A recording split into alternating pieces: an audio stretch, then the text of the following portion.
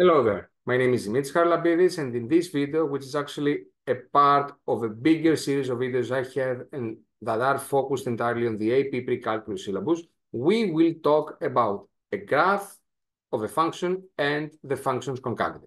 And we will do so through the following two worked examples. Let's begin with example 34, in which we refer to when the graph is concave up. We say that a function is concave up when its graph is curved upwards like a cup, exactly like the graph you have in front of your screens. I used to say when I was in your age that for a function to be concave up, its graph should be smiley. Similarly, a function is concave down when its graph is curved downwards like a frown. Exactly, once again, what you have in front of you in example 35.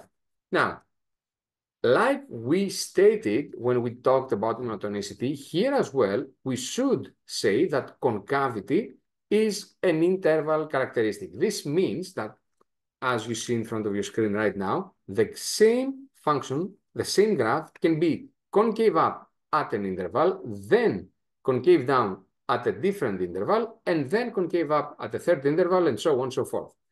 So we do see that it's most likely that the graph will have some changing concavity. The points now at where concavity changes from upwards to downwards, from concave up to concave down, or vice versa, these points are called points of inflection. It's not entirely easy to spot them by the eye, I mean their exact position, but we can pretty much understand the region at where these should be found.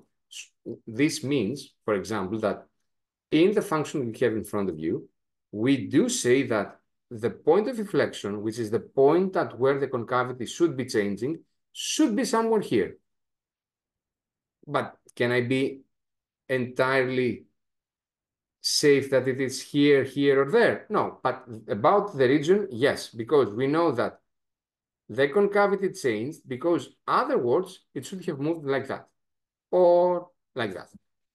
And that would be really all about this video and a function's concavity. If you found this video helpful enough, don't forget to like and join my channel. As always, thank you for watching, and I'll see you in the following ones. Have a great day.